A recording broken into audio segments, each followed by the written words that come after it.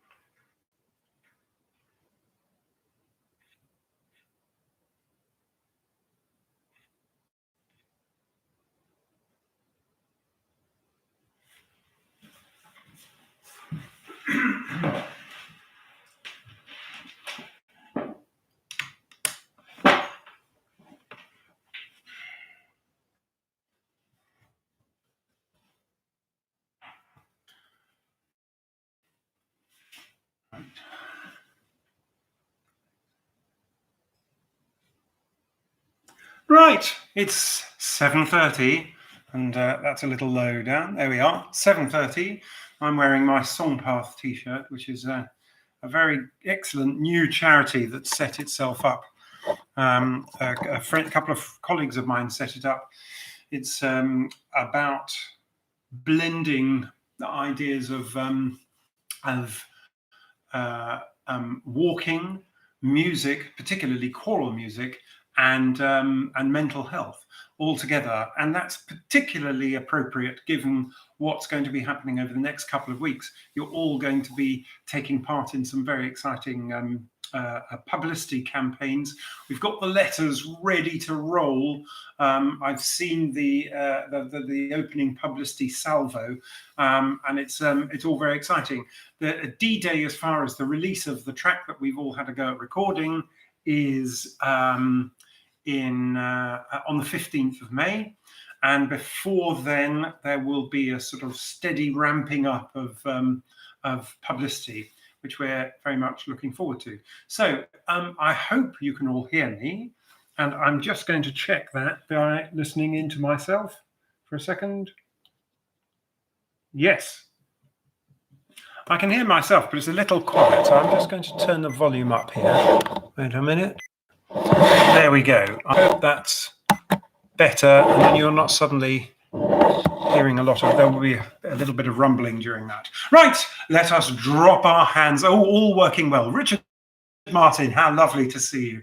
That's very nice. Hello, Richard. Okay, good. Let's all shake ourselves out, get ourselves up off our feet.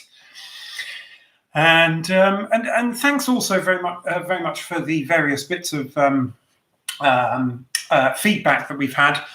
If anybody has any negative feedback, or something constructive that they wish to add in, if they feel that there's something that we could be doing better, something that we could be doing more of, something that we could be doing less of, and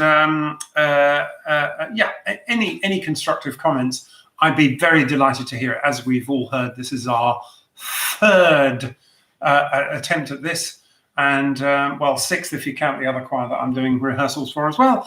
And so we're all in a learning process. Anyway, let's shake our hands out. Shake, shake, shake, shake, shake, so that you can feel the blood sort of coming down to your fingertips.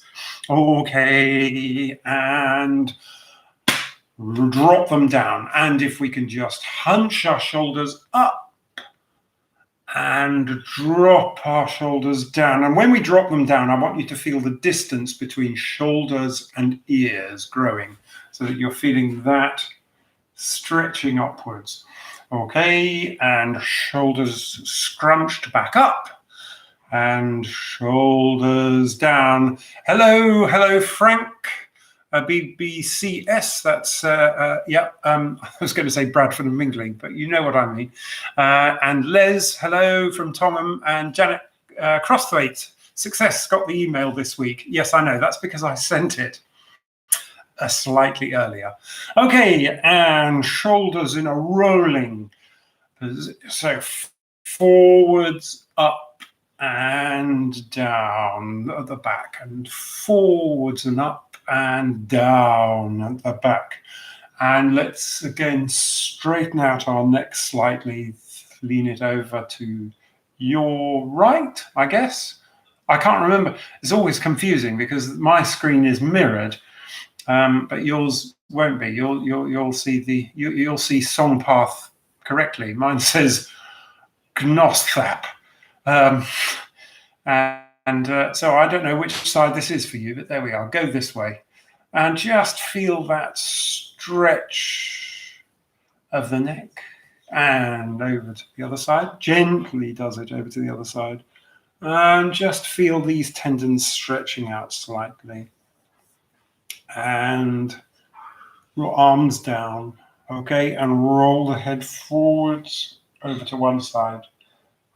Forwards over to the other side. Feel the back of your neck stretching. Okay, and then gently back, but don't push back as you go up. Gosh, I can feel mine clicking. I've been sat in front of a computer teaching pupils all day. Okay, and then slowly bring the neck up and back so that you feel it's dropping onto your spine nicely, and you feel that your ears, shoulders, pelvis, heels, they are all in alignment. Breath in. We can release that again. And another breath in.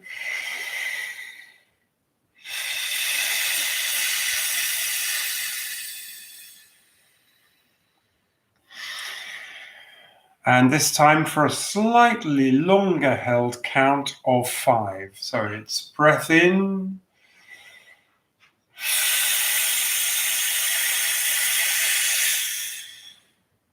So feel that your muscles have taken you as far as they can go. And a breath in again, and we'll do it for 7. 3, 4, 5, 6, 7. Good. It's a small problem is that I can't actually do the exercise and count it at the same time. I can do it with my fingers, can't I? And so here we'll do for 9. Deep breath in. And 2, 3, 7, 8, 9. Get to the end of your breath. Hold everything open. And now relax.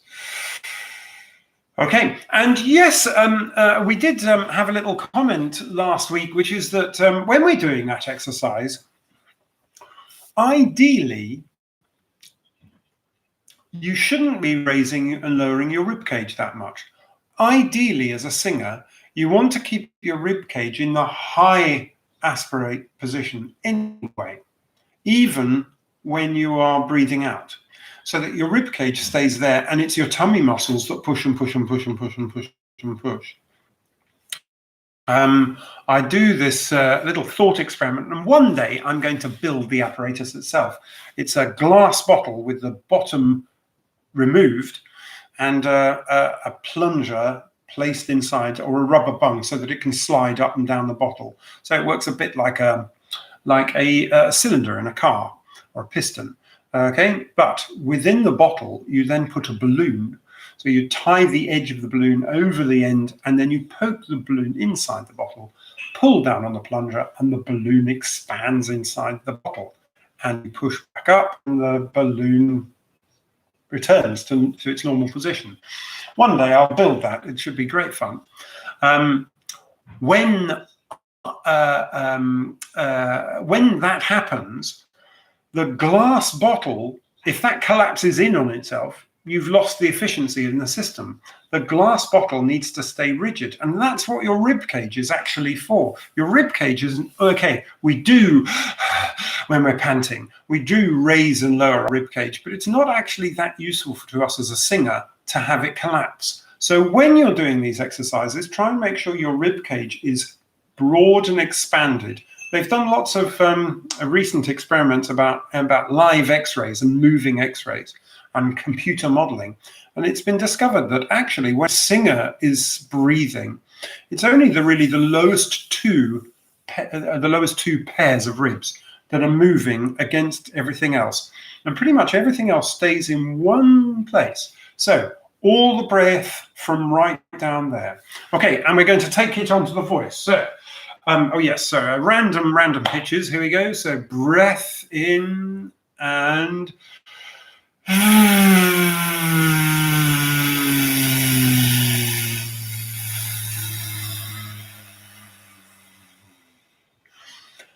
that was a slightly redundant little gesture there, given that I've forgotten to put my watch on.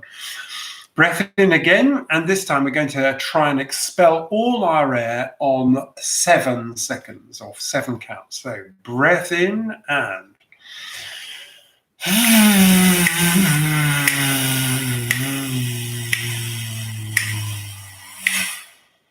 all gone. Excellent. Breath in again. See if you can do it for 9.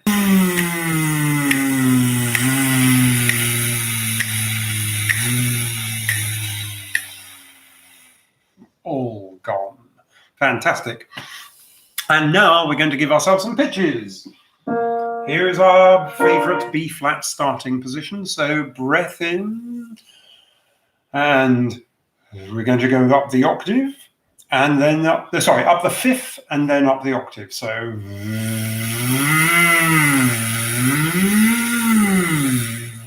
ready? 3 and 4.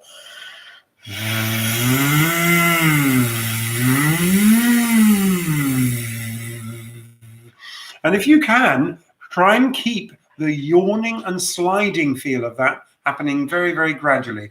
Okay? Don't let it become a swing. It's not about the pitch. And crucially, it's certainly not about the head wobbling up and down. It's about the head staying balanced on the neck and easy and relaxed.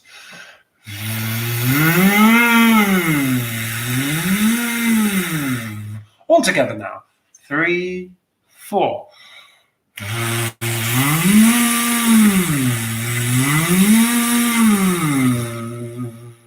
Another breath and a semitone up.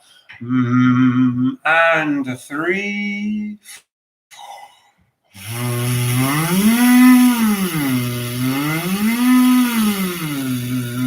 Good. While you're doing this, do try and just make sure, give a moment's thought to where your tongue is in relation to the rest of your mouth. Make sure that it doesn't pull back into your mouth. Keep it falling forwards. And we will do a little bit more work on tongue root tension in a moment. Okay, upper semitone. Ready? 3.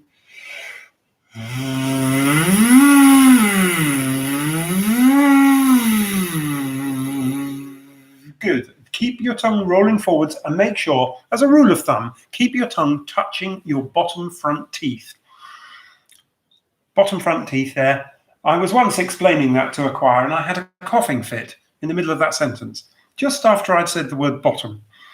So, always try and finish one sentence before the coughing fit starts. Here's the next semitone. 3, 4.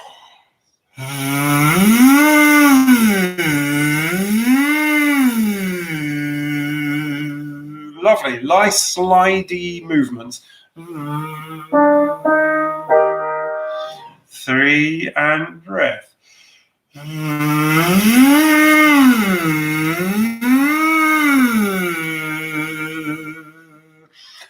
upper semitone. 3.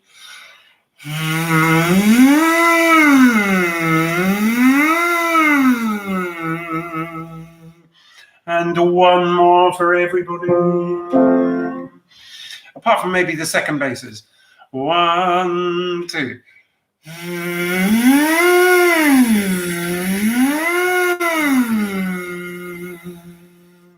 Lovely. Okay, tenors and sopranos can continue. Everybody else can drop out and go and sit down, take a breath, read a book, look at the sight reading music, or look at the music that you've got ready. Upper semitone. And 3.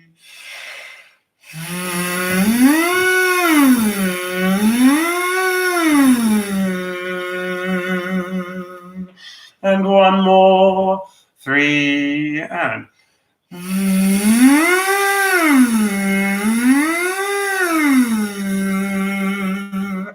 One more. 3 and.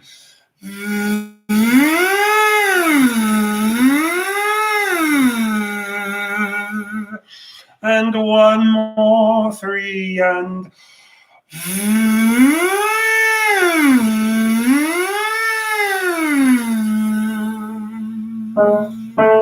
Great, that's taken us up to a top A, so well done if you're up there. And we'll continue our foray into, sorry, that would have gone ping just then. Sorry about that. We will be going into our exciting foray into various vowels.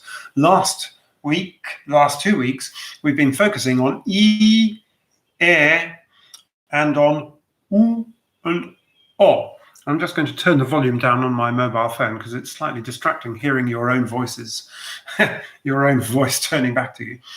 So we're going to blend all of the vowels together now. Those two extremes, E, E, and the other extreme, U and O. And this middle has this huge chasm around A. A is by far and away the most complicated of the vowels in that it includes most of the upper harmonics, the fullest blend of the upper harmonics within that. If you remember last week, we were talking about how a vowel consists of a fundamental note plus all the harmonics of the harmonic series that builds up over that. And it keeps going. It starts becoming more chromatic. Okay, that's happening whether you like it or not.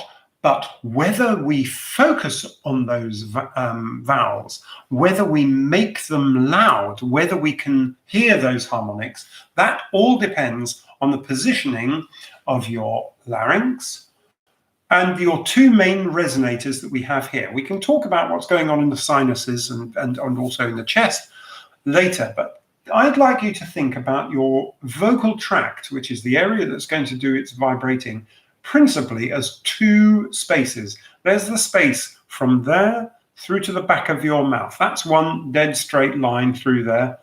And you can create all sorts of weird and wonderful shapes in order to focus on different pitches. And then there's another one. There's one from here down to here. And we can actually vary the length and shape of that one as well. When you yawn, for example, you spread out the interior of this tube here a little bit more, and also you lengthen it, because when you yawn, you raise your soft palate, and that increases the space by just a tiny little bit. But a tiny little bit like that can make a huge difference to the pitch that you're focusing on. Okay, so we're going to start experimenting with the different vowels, starting down here on B flat, and basses and altos can join us again. And I'd like you to sing E. Try and make sure your jaw is sort of gently relaxed when you do this, and let the E portion of the vowel be formulated by your tongue, making a narrow gap between it, there's the tongue, and here's the roof of your mouth. So I'm looking at this, and I'm sorry, I'm going to do a close-up for this.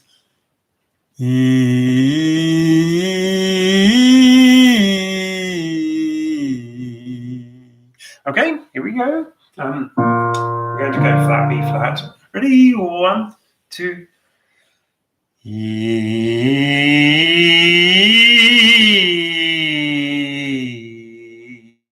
And as you heard, I'd like you to do as much sliding as possible. When you take that breath in, see if you can just get the beginning of a yawn in place without letting your tongue go into spasm. As you saw, my tongue was sort of dome-shaped. And that is the natural position for the dome to be in. We'll talk about that later. But tongue root tension is a very, very complicated subject. 1, 2.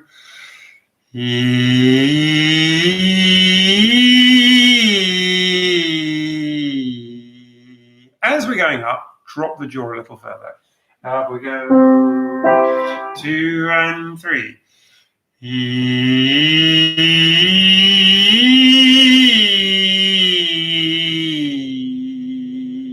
Good. And try and make sure that whatever relaxation you're building up into your tongue root here is offset with lots and lots and lots of work that's going on down here from the navel downwards, between navel and belt buckle. That's roughly where it should be. And okay.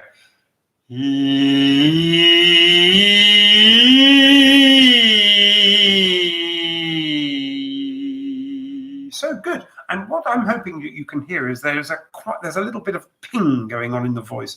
There's a little bit of brightness. Now those are upper partials. Because I'm singing E, I've basically filtered out all the lower harmonics, and it's just the top ones that we can hear. And that's why it seems to sparkle a little bit. It definitely sparkles with a soprano when they get the shape of their mouth exactly right.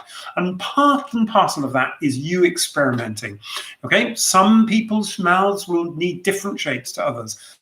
In fact, everybody's mouth will need a slightly different shape in order for it to work. The only person who can find that is you personally. Ready? Let's take that 1, 2, and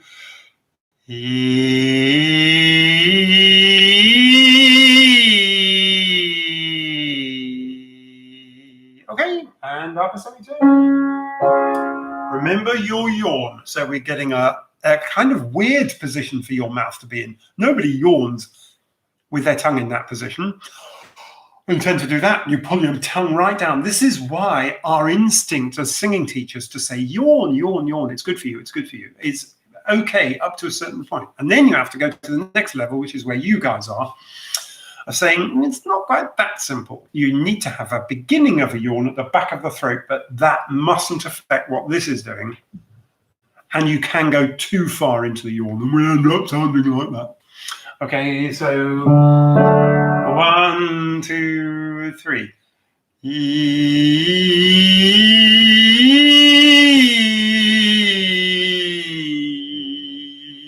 Make sure that there's no tension going on down here.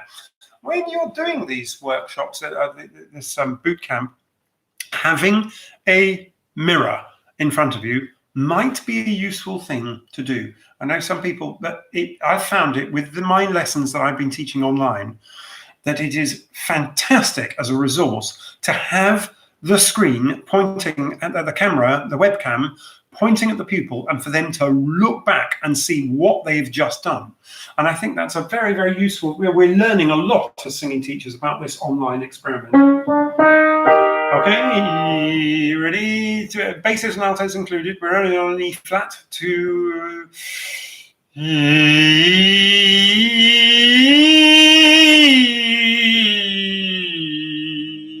Good. And as you're getting to that top one, sopranos and tenors particularly, you might want to pucker slightly to make the vocal tract slightly longer for that top note. Okay, it helps with the vowels. 1, 2.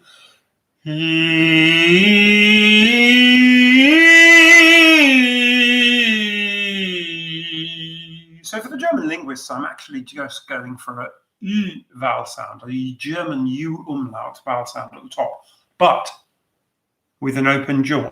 And the higher we go, the more complete that opening becomes. And you've got to experiment with that. And the mirror would be very helpful, because lots of people feel they're doing it, but in fact they're doing nothing. And they actually have to do it. So this is the last one for the altos and basses. Ready to...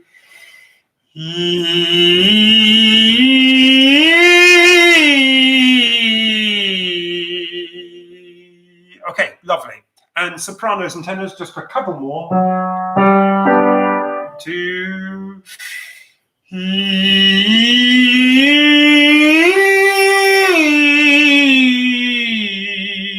And we're going to do one more. 1, 2.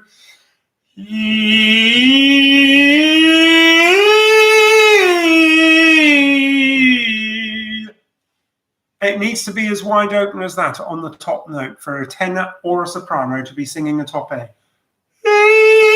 But with your tongue making up the difference. Okay? That's how it works. Right, we're going to go from E to R, adding the basses and altos back in. We're going to go down here. And we're going to sing, please, E,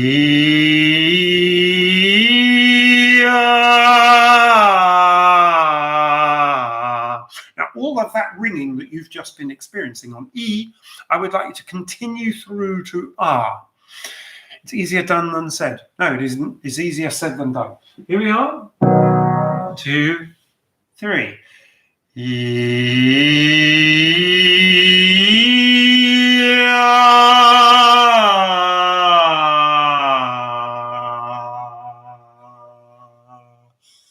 So my tongue is still in a position like that. It's no longer completely round, but it is still doing that, raising itself slightly towards the middle, which seems the opposite of what we want to do on an R vowel sound. Generally, we want to be curving our tongue that way slightly more, okay? And I occasionally catch myself doing that, and that's a very bad thing. Try to keep your mouth and your tongue in that position there for an R vowel sound. Ah.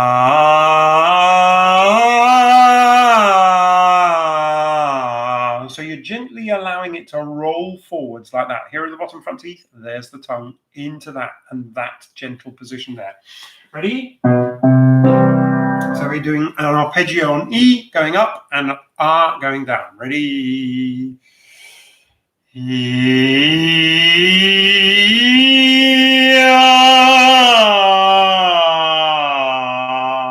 Good, and focus on that, just keeping that gentle yawn in place whilst doing that. Here's the next one.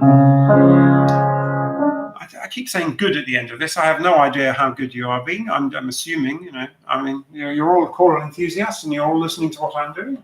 It sounds like I'm saying it to me, though. Well done, Rashbrook. That was very good. 2.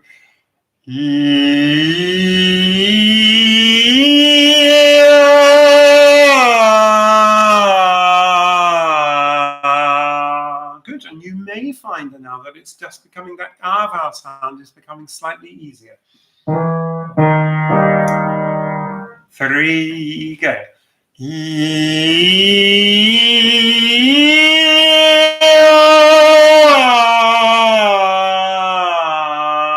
So although I'm thinking a slight yawn, I'm not actually creating this huge big space. You can't sing an R on that, not well and not loudly. And it always ends up sounding a bit like that. Everybody, 3 and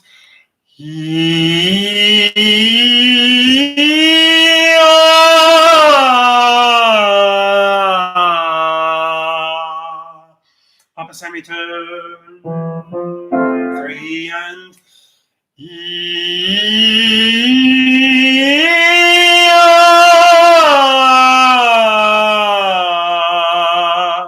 upper semitone. Altos and basses can take the course, although 1 or 2 basses I know who are on this should still be singing, I reckon. 3 and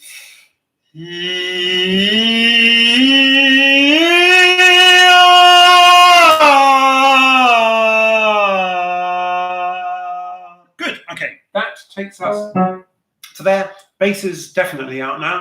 Tenors and sopranos, we'll do 2 more. 3 and...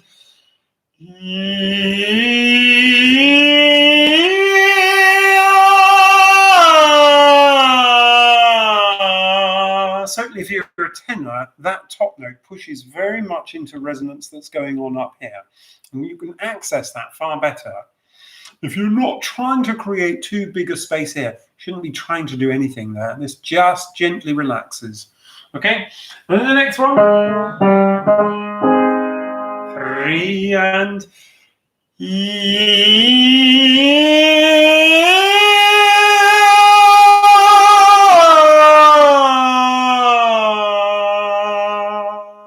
Good. Okay, just gently feeling that sort of, wobbling about on top of your head. Okay, lovely. And we're now going to start blending different vowels together into this typical singer's arpeggio. Okay?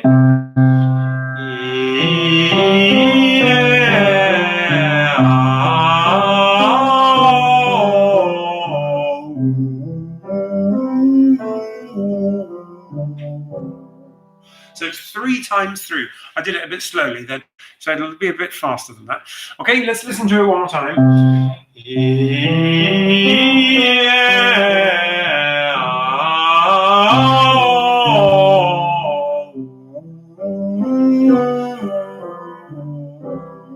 Ready? 3, 4.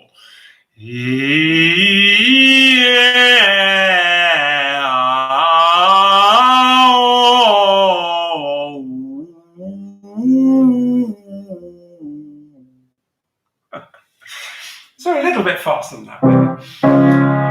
3, go.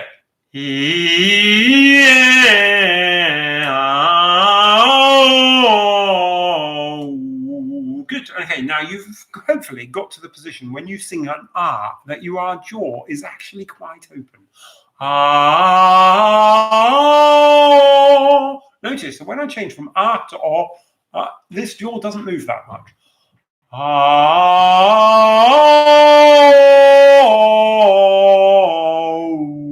slight movement from oh to ooh, but otherwise not very much. Okay, here we go, and 3, 4.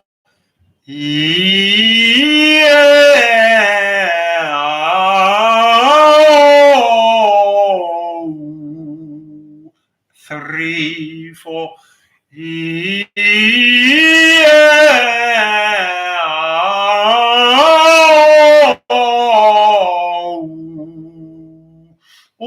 All the time, I've forgotten to reinforce this. All the time, remembering you're not breathing out through your nose. You're always breathing out through your mouth. Okay, if you find that there's even the slightest tendency that you are, put an F at the beginning of the first of each 4. So, fee, fe, or a P. P, be, ba. That will just guarantee that you've closed that off. But if you're aware of it, well, very few of us are fully aware of what's going on. Never mind. Okay, and tenors and sopranos. Let's carry on. 1, 2.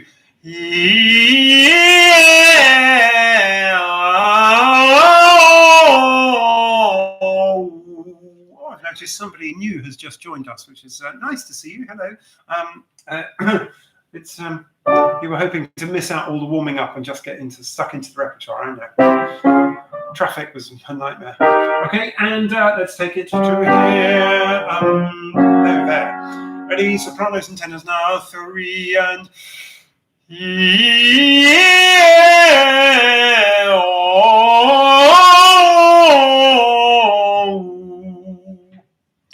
I got my vowels mixed up there, but I think I got away with it. And 2 more. 1 and.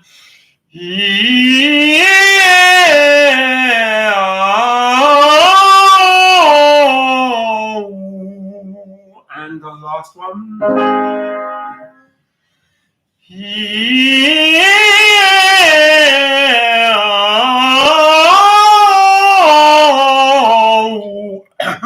That was my dinner, ladies and gentlemen. I'm sorry about that. Not something that one should broadcast to the nation necessarily. Good. Okay, so that is settled us onto some nice vowels, and hopefully everybody's feeling vocally a little energized. And what I'd like you to do now is to have a little look at the sheets I sent you, particularly the one that's, I think it's called the sight reading booklet.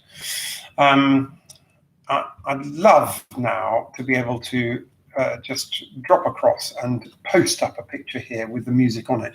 And unfortunately, with the YouTube as being the way it is, you can't do that. I could do that if I studied it for hours and hours and hours, which I'm not going to, I'm afraid. So this is why you've all been sent an email beforehand. If you're watching this, you've definitely received the email, because that's the only way you would get the link.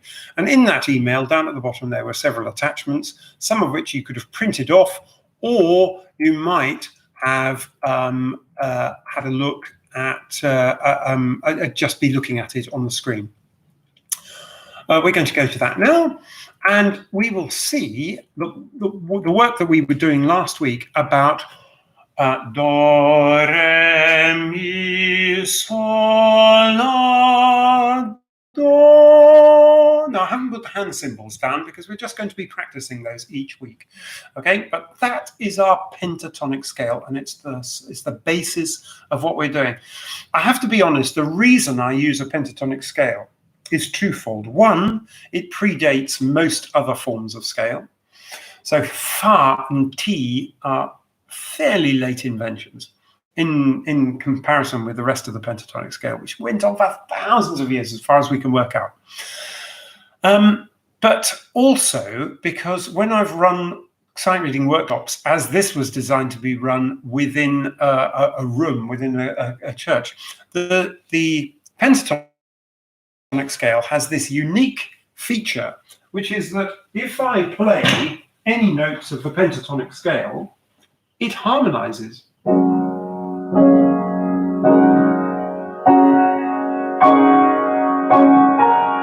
Sounds slightly Chinese or Debussyan, because he just used an awful lot of pentatonic writing. Or then he went into the whole tone scale. But that's a feature that it has. So if you're ever seeking to create some really quick harmony, just stick to the black notes, because that's the pentatonic scale. Top tip.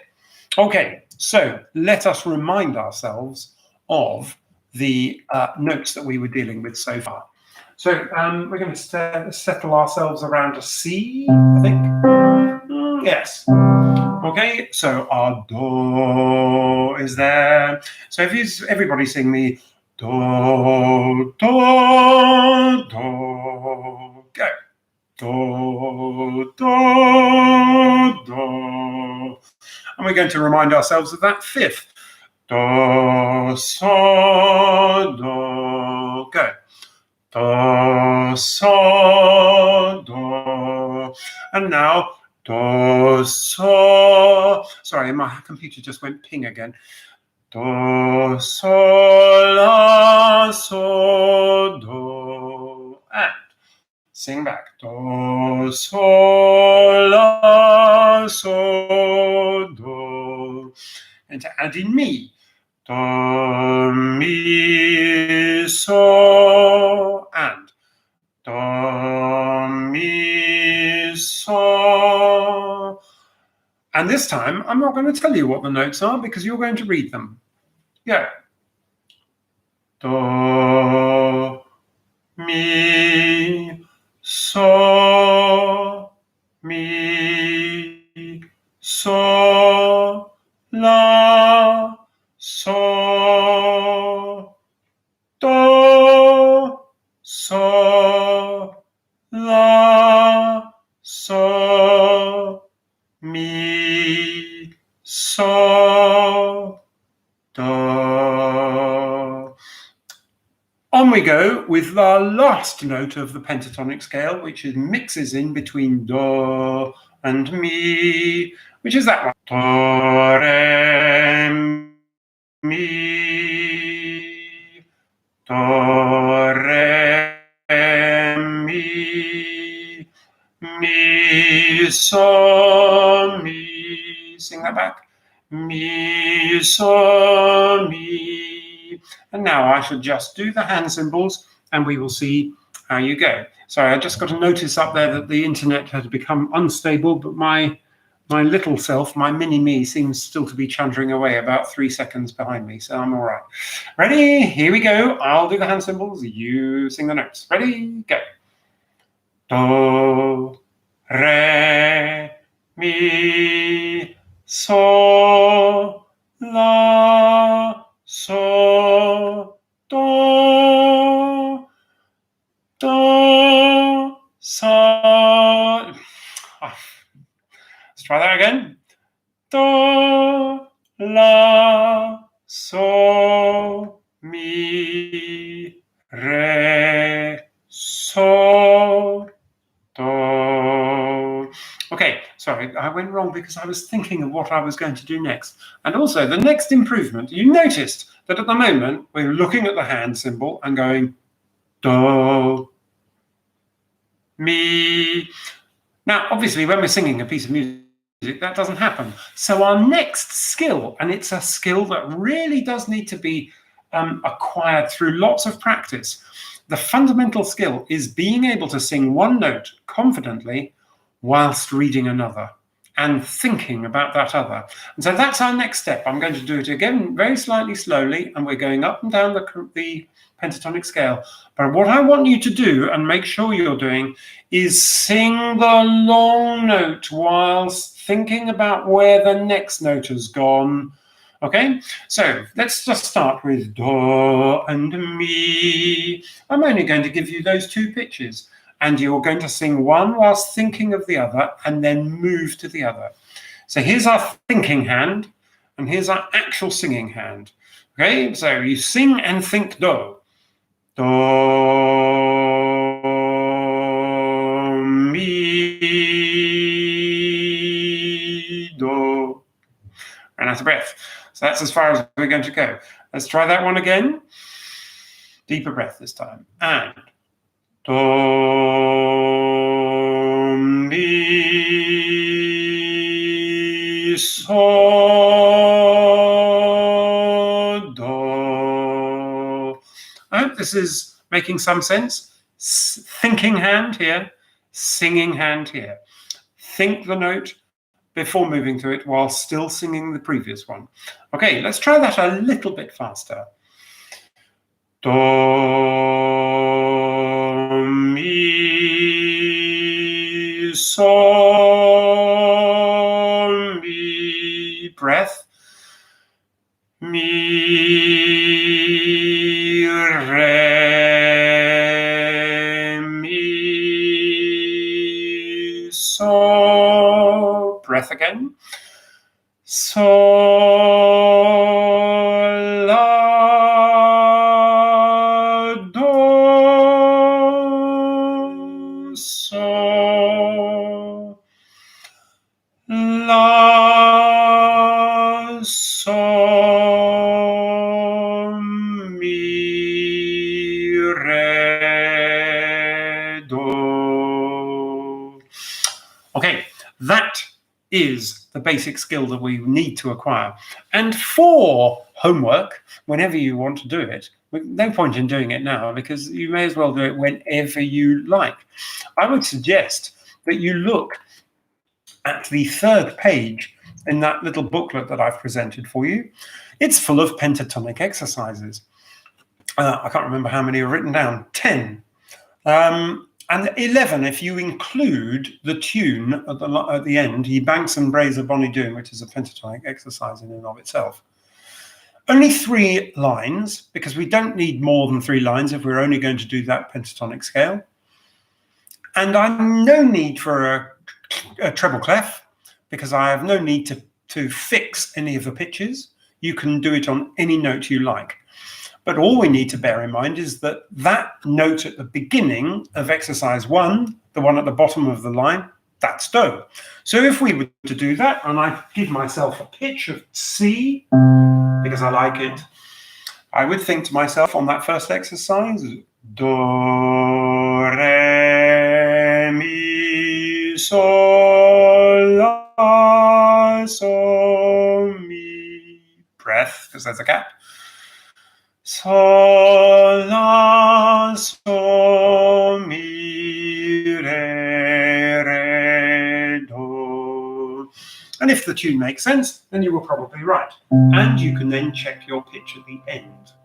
Okay, let's just do one more. Okay, so if you've all found that in front of you, I'll do the next one where I've actually got rid of the words and just replaced it with the letters. And slowly those disappear as the exercises go in.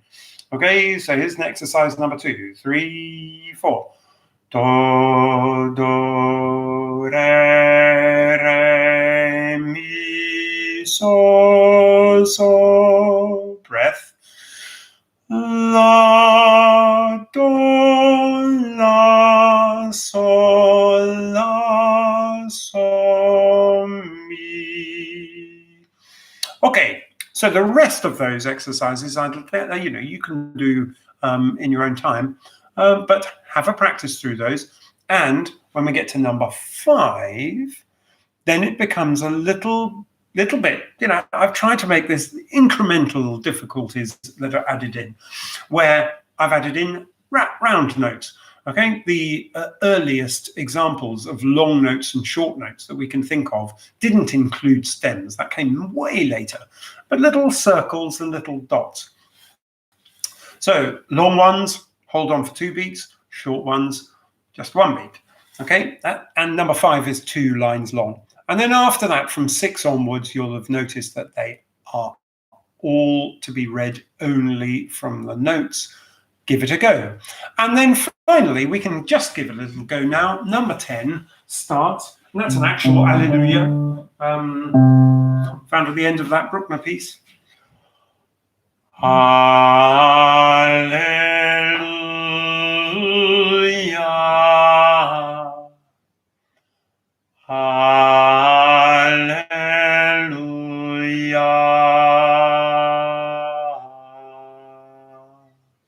So there's some homework for you to be getting on with. Okay, on we go. And I'd like us to, before we go into repertoire, there's one other thing I wanted to talk about, and that is tongue root tension. Many people find themselves exhausted at the end of a rehearsal. They may find themselves vocally exhausted, in which case they're unable, they've lost the ability to bring their vocal folds together. That is nearly always down to tension, unwanted tension in the vocal area around here, okay? And most of it is to do with the tongue. So what I'd like you to experiment with in your own time, but you can do it briefly now, is to place your thumb on this soft, squidgy bit immediately behind the bone of your chin. Just underneath there, you'll find a nice, soft, squidgy bit, which is actually the root of your tongue. It pretty much is the base of your tongue, and if you were to talk and say hello, hello, hello, you would feel this moving around. When we're at a relaxed state, this can be nice and soft and pliable, but for many, many singers, it goes rock hard the moment they start singing. And I include myself in this for many years. And I had to work very, very hard to release this, to release the root of the tongue. So experiment with yourself and start seeing how high you can get before this starts tensing up. Some people will be able to go right through the register because, I don't know, either they've learnt about it or they are unspeakably lucky in that it's never been a problem. Or some people may find that it goes rock hard after a few notes, or some people will find that it goes rock hard as soon as they start singing. And that's always something to watch out for. There are some pupils that I have who are incapable of singing a single note without this going rock hard. And at that point, we have to go down to first principles and see if we can eradicate that. So just try at home. A, E, O, U, and see if you can actually make sure that it doesn't even twitch. Okay, because some people, mine did just then after the E, It sort of went whoop when I finished the vowel. Well, there's no need for it to do anything at that point. All I need to do is to stop breathing. So that should happen from here.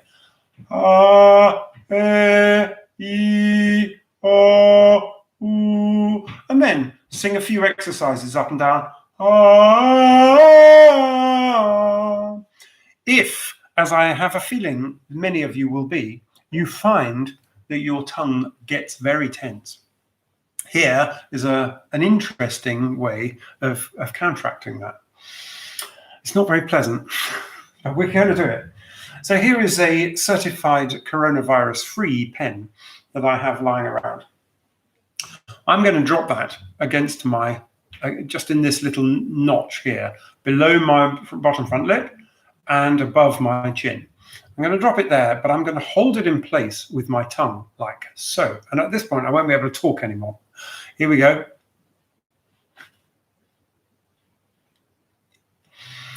That's the first bit. Then you have to start singing. You won't be able to make a very nice vowel sound. It'll be pretty there, won't it? But nevertheless, what that does, you can't do that with a tense tongue root. Okay, your tongue root has to be stretched. The tongue has to be stretched to do that, and so the tongue root can't tense. As soon as the tongue root tenses, this happens. The pen will drop out. Okay, and so if you are finding that this is an issue, try that. Put a pencil or pen. Make sure it's not quite a very heavy pen or massive one. Okay, drop it there, and then just sing a few exercises.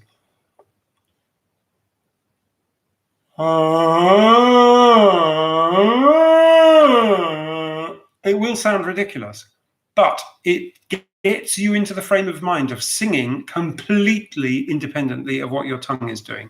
So that's a good thing for you to try at home when no one is looking. Okay, we're going to move on to some music. Last couple of weeks we've been looking at that piece of Parry, and I would like you to continue on with that. And I am going to, I have sent out, I think I've sent out, maybe I haven't, but I will at the end of this rehearsal. I will send out a sound file with this piano in the background so that you can all practice alongside that. But I also sent out a new piece, Dayton, Ohio, 1903, by Randy Newman. And this is an arrangement that I found in the library at St Paul's, Salisbury Cathedral, but not now because my daughter's there, but back in the 90s. And I loved it. And I have, yes, it's arranged by Richard Rodney Bennett, but the only copy they had was a hastily copied out version, I think from memory, because it had lots of mistakes in it. And we're going to have a little sing of that. So let's have a go. Here's the bass part and the tenors and the second basses when you get there. Okay, so let's start, please, with the tenors and basses from page 1. 2, 3, 4, 1. 2,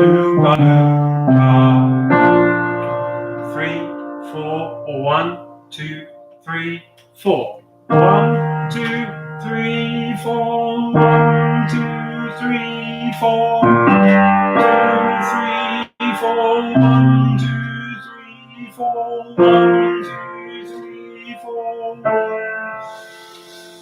There you go, tenors and basses, you're sorted. I'm going to angle the camera slightly differently. Oh yes, here we go. Some people talking about the fact that their tongue isn't long enough to hold a pen. Well, there we are. You can always do something different. Instead of doing the pen, you could just pinch your tongue outside your mouth.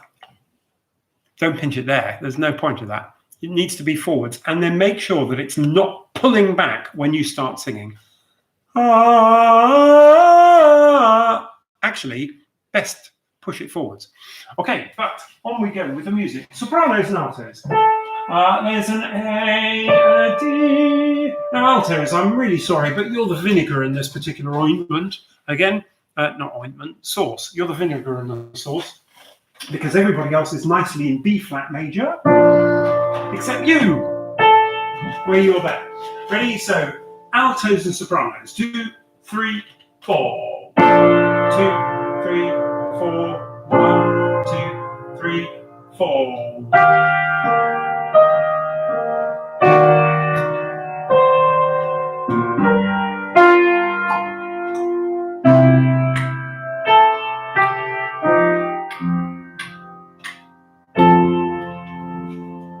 And now let's sing it all through. Okay, everybody has have a go. Of course, I mean, really and truly, you could all be singing all the time. I wouldn't know.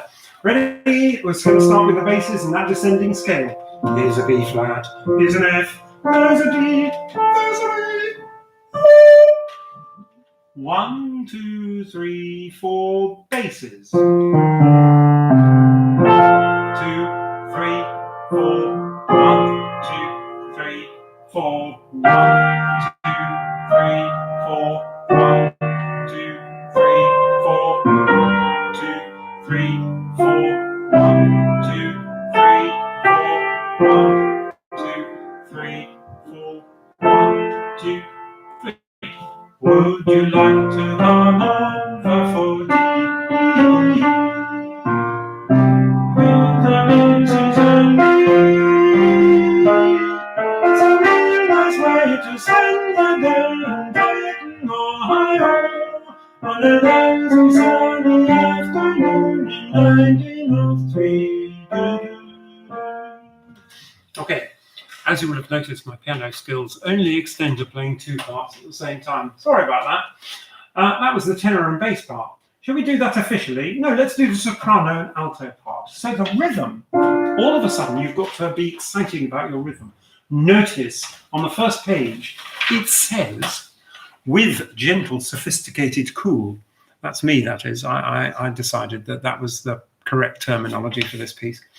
But what we want to hear is that quaver movement is a triplet quaver movement. So it's not ta ta ta ta ta ta ta, but ta fi ta ba dum, any quaver movement. Sopranos and altos, that means on page 2, I hope you can hear me when I move further back. On page 2, your second note comes halfway through that second beat, doesn't it? Because it's 1.5 beats long, that first note. So do, do, and that needs to have that swing as well. Do, do, do. Ready? Here we go. 1, 2, 3, 4.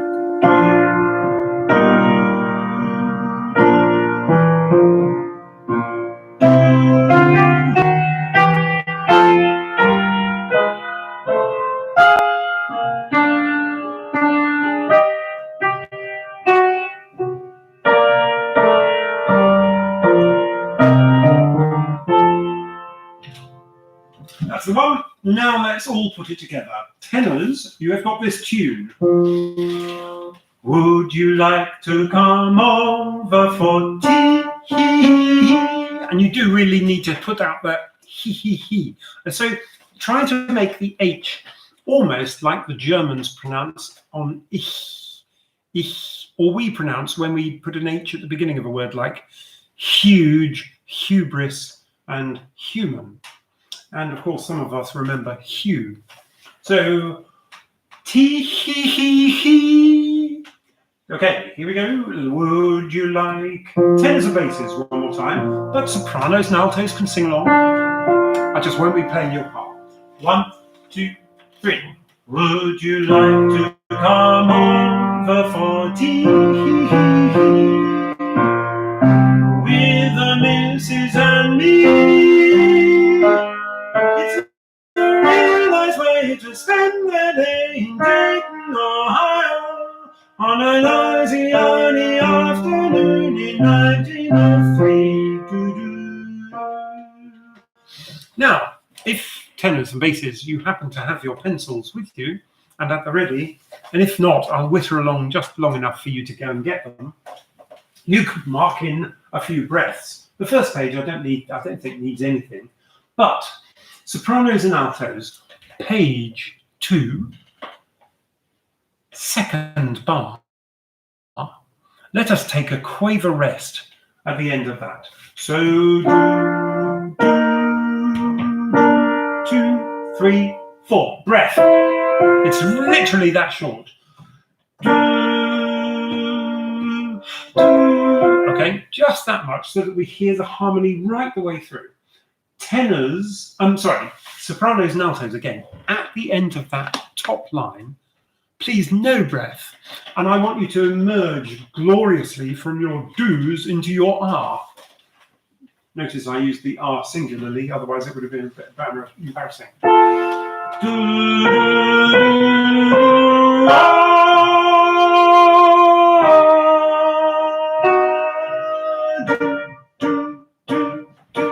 Okay, and when we get onto those do's, you can make it quite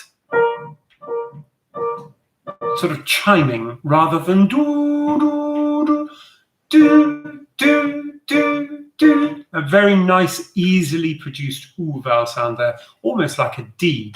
Do, do, do, do. Okay, right, tenors and basses.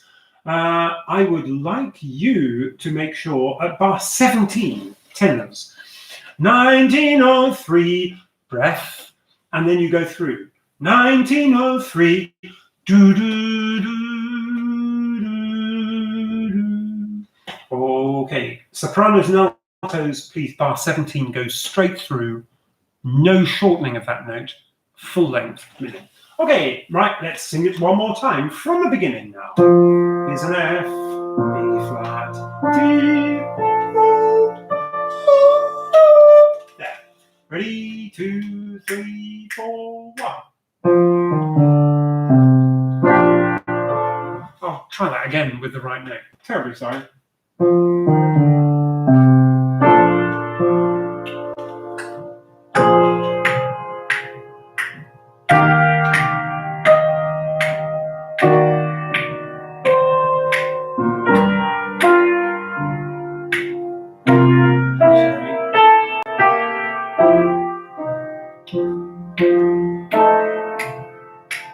Would you like to come over for tea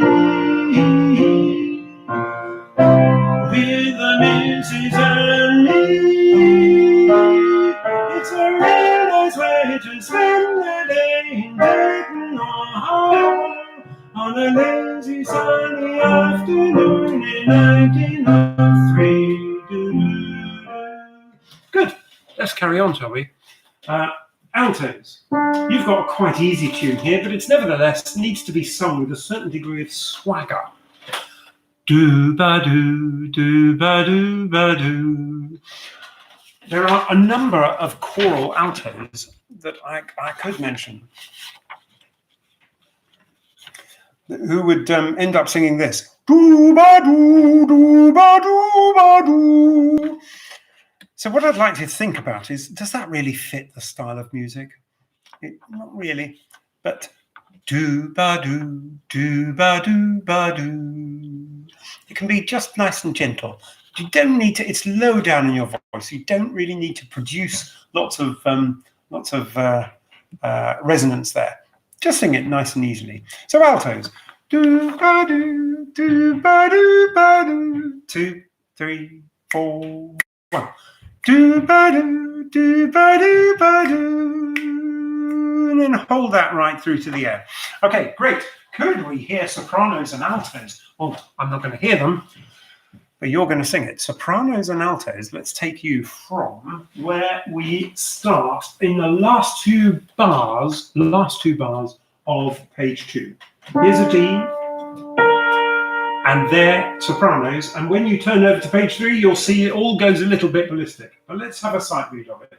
2, 3, 4, 1. And.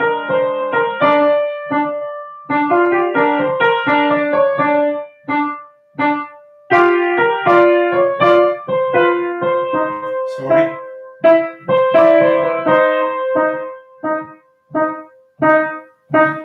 There we go.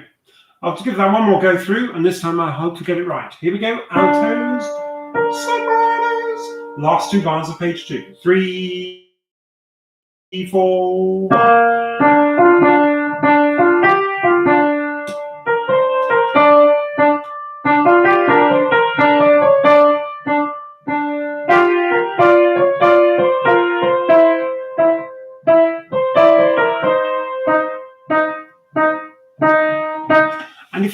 good, altos, and this goes for tenors and first basses as well.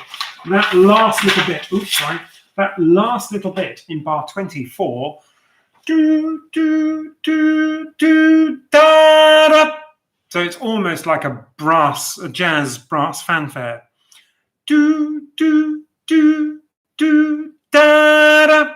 That's what we're looking for there. Tenors and basses. Let's hear you from bar 18. Do. For 1, 2, 3, 4.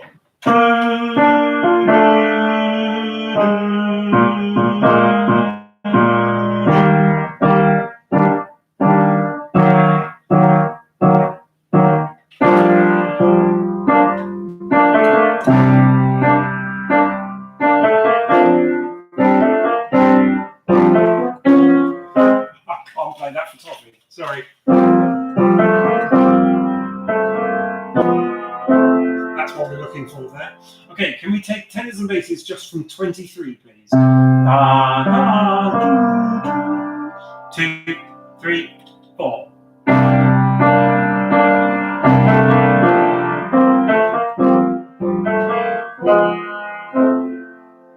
Okay, and now let's take everybody, please, from bar 18, and this is the last little bit that we'll do in this rehearsal before going off to the Zoom party and having a little drink. Okay, so here is our do, altos, there's your do, do. Sopranos, basically, sorry, just briefly, sopranos, we'd better just go through your text, haven't we? Ba-do, ba-do, ba-da-do, ba-da, ba-da-do. So could you just sing that? Give that one more go. Here we go. The end of page 2, last bar. Ba, ready, 1, 2, 3. Ba-do, ba-do, ba-da-do, ba-da, ba-da-do. Do ba do ba do ba do da ba do ba da do. Okay, it all does fall into place quite nicely once you've practiced it through. So you can have a recording of this, can't you? Because you can listen back to it. There's your soprano part if you are struggling. Okay, everybody together. Here we go. Do, there's a B flat. 1, 2, 3, 4. 1.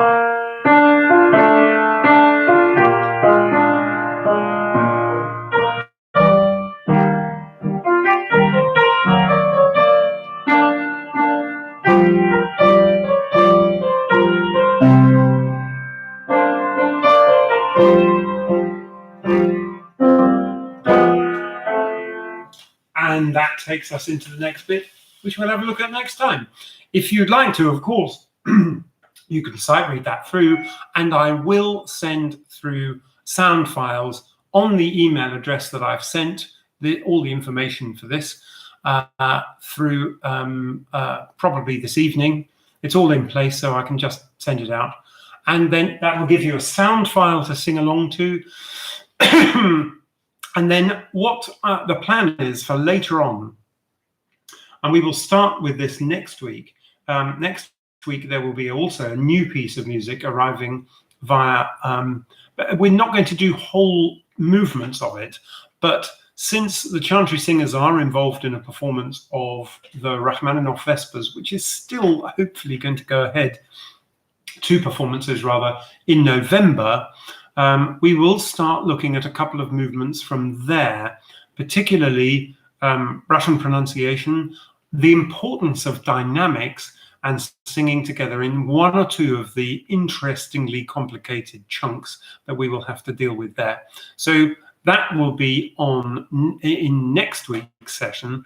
And meanwhile, I hope you've enjoyed it, and I look forward to seeing you in about 5 minutes in the Zoom party with something cold and wet. Okay? Not a fish. Bye!